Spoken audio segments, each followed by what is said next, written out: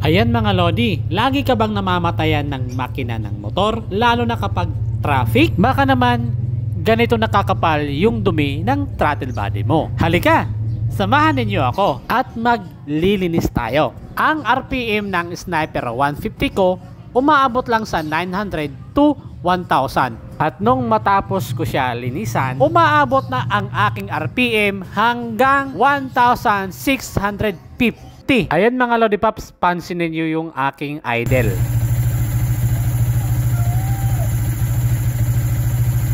At magbabaklas na nga tayo mga Pops sa kaha ng motor ko. Dito lang pala ako gumagawa mga Pops sa gilid ng bahay. Ito ang madalas na ginagawa ko after ko mag-out sa trabaho kahit sa araw ng Sabado. Medyo mabusisi lang ang paglilinis ng throttle body. Marami kang babaklasin katulad ng ilaw na to at ilaw ko pa sa harapan. At siya nga pala mga Lodi Pops, sa hindi pa nakakilala sa akin, ako nga pala si Papa Lad, the wiring motovlogger. Nag-a-accept ako ng serbisyo kahit ano pang motor ninyo. At dito nga mga Pops, binabaklas ko na yung fiber na winglet. Ito yung bracket ng mini driving light ko sa bandang harapan. At nabaklas ko na mga Lodi Pops yung bracket sa harapan. At aalisin ko naman dito yung leg shield sa bandang kaliwa. Ito nga ang problema pag maraming burloloy. Napakapugi nga naman tingnan pero ang hirap baklasin.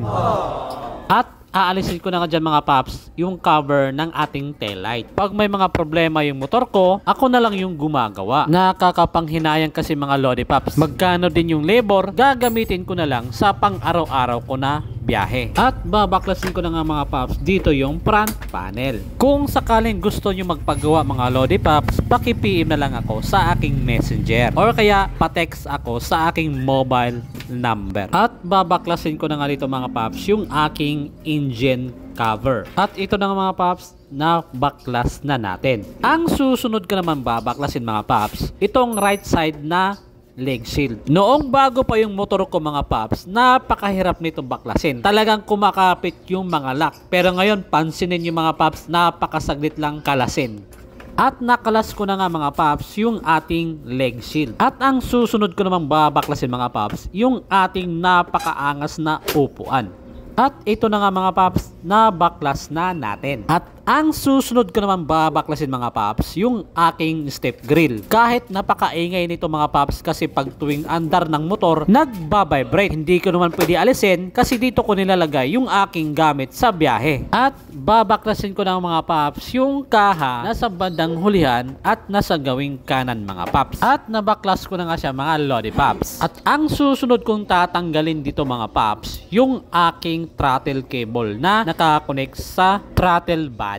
So ayan mga Pops, nabaklas ko na yung cable. At ang isusunod ko namang babaklasin mga Pops, yung ating airbox. Pagkatapos ko nabaklas mga Pops yung airbox, aalisin mo naman ngayon yung socket ng injector at TPS. At nung naalis ko na nga ang socket ng TPS at injector, kakalasin ko na yung throttle body sa pagkakatornilyo dun sa manifold. At ito na nga yung throttle body ko mga Pops. Pansinin nyo, napakakapal ng dumi sa loob. At pwede na siguro to taniman ng sibuyas. At siya nga pala mga Pops, hindi na ito yung stock ng throttle body sa Sniper 150. At ito naman yung side ng throttle body kung saan humihigop ng hangin papasok sa loob. At aalisin ko na nga dito mga Pops yung manifold kung saan nakatornilyo sa outside surface ng cylinder. At nabaklas ko na rin mga Pops yung ating manifold. Dito rin nakamount yung ating injector. Kitang-kita nyo naman mga Pops kung gaano karumi yung ating throttle body. Isa ito sa mga dahilan kung bakit namamatayan tayo ng makina pag biglaang hinto. At iisa-isahin ko na nga mga Pops ang pagbabaklas ng mga parts dito sa throttle body. At nabaklas ko na nga mga Pops yung cover. Tingnan nyo naman kung gaano kakapal yung dumi. At ang isusunod ko na babaklasin mga Pops yung aking TPS. Ito yung electronic device na nagbibigay signal papuntang ECU kung gaano nga ba karami ang gas na dapat ilabas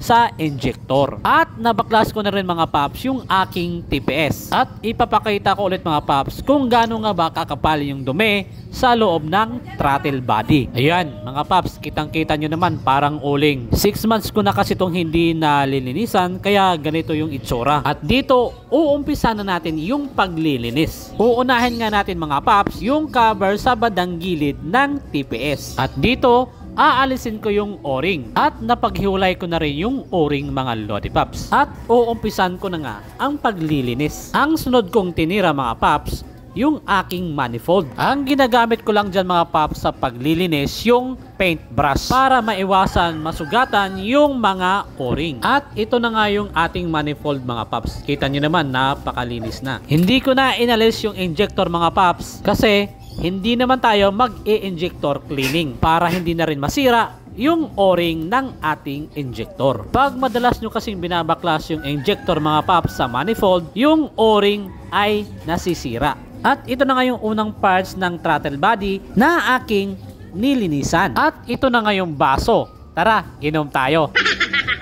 Lalagyan ko ng kerosene, sabay kuskus na rin gamit yung paintbrush. At kung first time mo maglilinis ng throttle body mga paps, huwag kayong gumamit ng matitigas na panlinis mga paps para hindi ma-damage or magasgasan sa loob ng throttle body. At ito na nga yung pinakamaruming parte sa aking throttle body mga paps. Kitang-kita nyo naman kung gaano kakapal yung uling dito sa loob. Ang ginagamit ko lang pang kuskus dito mga paps, paintbrush. At dahil paintbrush yung gamit natin mga paps, subukan natin mag-lettering. Dahil sa sobrang kapal ng dumi, ito namimintura na. After ko malinisan yung aking throttle body, ito na siya. Ayan mga paps, kitang-kita nyo naman yung pagkakaiba nung umpisa. At ito naman yung aking TPS mga paps. Hindi ko to ibababad sa kerosene or kukuskusin mga paps para maiwasan na rin masira yung electronic parts dito sa loob. Ang ginagawa ko dito mga paps, ihip-ihip lang at kunting punas. At ibabalik na nga natin mga paps yung mga parts na ating binaklas. Yung hawak-hawak ko na maitim na to mga paps, pagbalik nyo dapat nakatap yung maumbok. At ibabalik na rin natin yung o-ring. Dito, kinakabit ko na yung mga parts na aking binaklas sa throttle body. At ibabalik ko naman ngayon yung TPS. Yung needle ng ating TPS mga paps, dyan nyo yan isusuksok sa butas. Hindi naman yan magkakasya mga paps kung sakaling mali ang pagkakabit nyo. Kung ayaw talaga mag-swak, malamang baliktad yung pagkakabit ninyo. At nakatornilyo na nga mga paps yung ating TPS. At ito nga yung ating manifold. Ito yung unang ilalagay natin sa outside surface ng ating cylinder block. At huwag nyong kalimutan ibalik yung o-ring para maiwasan yung singaw at leak ng fuel. After ko maibalik at tama lahat ang pagkakabit ng parts ng aking throttle body, ibabalik ko na ito sa pagkakatornilyo dito sa makina ng aking motor. After sa long hours sa pagbabaklas, sa paglilinis at pagbabalik, sa wakas, eto na siya mga paps.